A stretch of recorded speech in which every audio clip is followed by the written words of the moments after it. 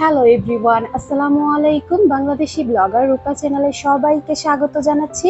আমি রূপা বলছি। আশা করছি সবাই অনেক অনেক বেশি ভালো আছেন, সুস্থ আছেন, নিরাপদে আছেন আল্লাহর রহমতে। আলহামদুলিল্লাহ, আমরাও বেশ ভালো আছি, সুস্থ আছি। কাছে ও দূরে, দেশ ও দেশের বাহির থেকে যে যেখান থেকে আজকের এই ভিডিও দেখছেন, আপনাদের সবাইকে জানাই আন্তরিকভাবে স্বাগত।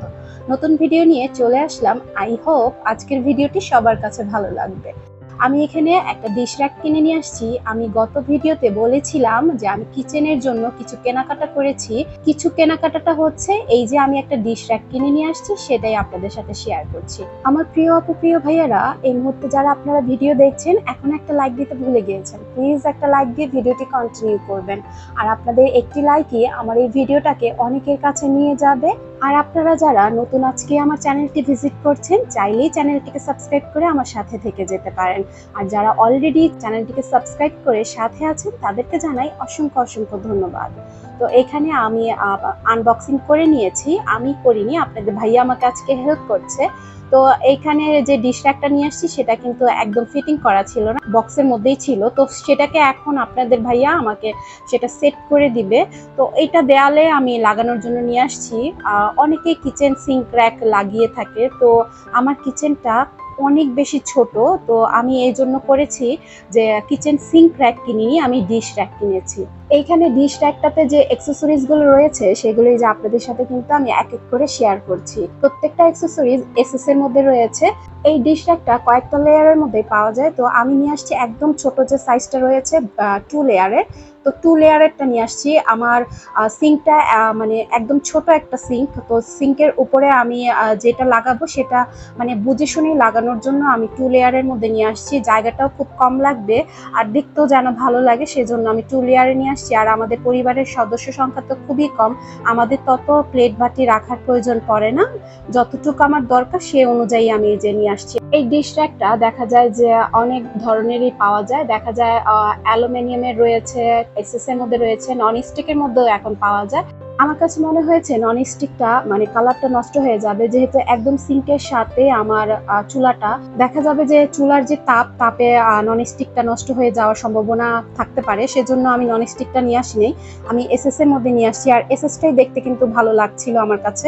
আপনাদের কাছে কেমন লেগেছে অবশ্যই মতামত জানাবেন আপনারা কমেন্টের মাধ্যমে। আর এখানে আমি কিন্তু পুরাটাই দেখাচ্ছি যে কিভাবে ফিটিং করতে হবে। আপনারা হয়তো বা অনেকেই জানেন কিভাবে ফিটিং করতে হয়, বা অনেকেই জানেন না। যারা জানেন না তাদের জন্য উপকার হবে। আর এখানে প্রত্যেকটা অ্যাক্সেসরিজই কিন্তু দেয়া রয়েছে। এখানে যা যা অ্যাক্সেসরিজ দেখছেন সবকিছুই এই ডিশ র্যাকটার মানে বক্সেই ছিল। আমাদের কিন্তু কিছুই কিনতে হয়নি নতুন করে। তো সবকিছুই এটার মধ্যেই দেওয়া ছিল, সেটা দিয়ে আপনাদের ভাইয়া কিন্তু এই যে লাগিয়ে নিচ্ছে। এটাকে কি বলে আমি জানি না, চাবি না কি বলে এটাকে টাইট দেওয়ার জন্য স্ক্রুগুলো। তো সেগুলো দিয়ে একসাথে টাইট দেওয়া হচ্ছে। আমি ক্যামেরাতে পুরোপুরি দেখাতে পারছি না, আমি একটা সাইড শুধু দেখিয়েছি। কিন্তু যখন এটা টাইট দিতে হবে, দুই পাশ থেকে একত্রে ভাবে টাইট দিতে হবে, তাহলে এই জিনিসটা খুব মজবুত ভাবে বসবে। আর এটার ওয়েটটা কিন্তু অনেক হ্যাভি ওয়েট। আর আপনারা পিছনে দেখতে পাচ্ছেন যে দেয়ালে ফিট করার জন্য এখানে একটা সিস্টেম রয়েছে, দেয়ালে ডিল করে স্ক্রু দিয়ে সুন্দর করে লাগানোর জন্য রয়েছে। আর একটা এখানে গ্লাস হোল্ডার রয়েছে, আর স্পুন হোল্ডার রয়েছে, নিচে একটা ট্রে রয়েছে। আর এটা হচ্ছে যারা দেয়ালে সেট করবে না, বা এমনি কেবিনেটে বসাবে, বা এমনি কোনো অন্য কোনো জায়গায় বসানোর জন্য কিন্তু এখানে একটা ট্রে দিয়েছে। আমি এই ট্রেটা সেট করব না, কারণ আমার তো দেয়ালে আমি ফিটিং করব যেহেতু সিঙ্কের উপরে, সেজন্য আমি সেটা আর আমি সেটিং করলাম না। এই যে দেখেন, আমি সিঙ্কের উপরে এটা কিন্তু বসিয়ে দিয়েছি। আগেই আমি ডিল করে রেখেছিলাম, তো সেটা এখন বসিয়ে এই যে প্লেটগুলো এখন সাজিয়ে আপনাদের সাথে শেয়ার করছি।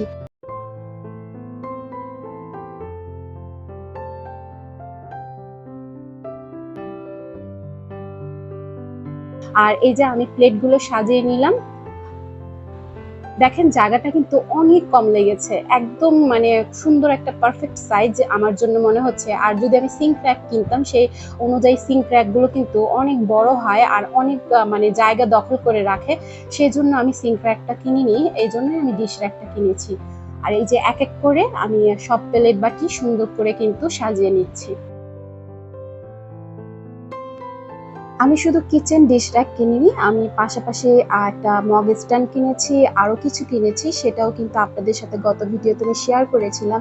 আমি কিছু কিছু জিনিস কেনাকাটা করেছি, সেটা আপনাদের সাথে শেয়ার করব বলে। তো আজকের এই ভিডিওতে কিন্তু আপনাদের সাথে শেয়ার করছি। আমরা গৃহিণীরা সবসময় চাই খুব সুন্দর করে আমাদের রান্নাঘরটাকে পরিপাটি করে রাখার জন্য, কিন্তু অনেক সময় দেখা যায় কি স্বাদ এবং সাধ্যের মধ্যে হয়ে ওঠে না। আমরা যারা ভাড়া থাকি তারা দেখা যায় যে একটা মিললে আরেকটা কিন্তু মিলে না। অনেকের রান্নাঘর খুব সুন্দর হয়, অনেকের রান্নাঘর মানে মনের মতো হয় না, তখন আর কি করার। তখন এই যে রান্নাঘরটাকে স্মার্ট করে তোলার জন্য এই কিছু কিছু যে জিনিসগুলো রয়েছে সেগুলো দিয়েও কিন্তু মনের মতো করে সাজিয়ে নেওয়া যায়। আমার মতো যাদের ছোট্ট একটা রান্নাঘর, তো সেই রান্নাঘরটাকে কিভাবে পরিপাটি করে নেবেন, তো সেটারই সিম্পল একটা আইডিয়া দিলাম, হয়তোবা আপনাদের অনেকের উপকার আসতে পারে। আর এই যে আমি এখানে মগ স্ট্যান্ড যে লাগিয়েছি, সেখানে এখন আমার মগগুলো আমি সাজিয়ে নিচ্ছি। এগুলো আমার যেগুলো যেগুলো প্রয়োজন সেগুলোই আমি সাজাচ্ছি। আর এখানে আমি আরো একটা জিনিস লাগিয়েছি, সেটা হচ্ছে ফ্রাই প্যানের জন্য একটা হুক লাগিয়েছি। তো সেই হুকটার মধ্যে আমি ফ্রাই প্যান গুলো ঝুলিয়ে রাখবো। আমরা ইচ্ছে করলে আমাদের স্বাদ এবং সাধ্যের মধ্যে খুব সুন্দর করে রান্নাঘরটাকে পরিপাটি করে রাখতে পারি। আমার যতটুকু সামর্থ্য রয়েছে আমি সেই সামর্থ্য অনুযায়ী আমার রান্নাঘরটাকে আমি একটু পরিপাটি করে তোলার চেষ্টা করেছি। খুব সুন্দর করে আমার ছোট্ট কিচেনটাকে আমি সাজিয়ে নিয়েছি। এই যে আমার চুলাটা দেখেছেন, চুলাটা একদম মানে সিঙ্কের সাথে রয়েছে, সেজন্য আমি 2 লেয়ারের ডিশ র্যাকটা কিনেছি। আর কেমন হয়েছে, কেমন লেগেছে আপনাদের কাছে অবশ্যই জানাবেন।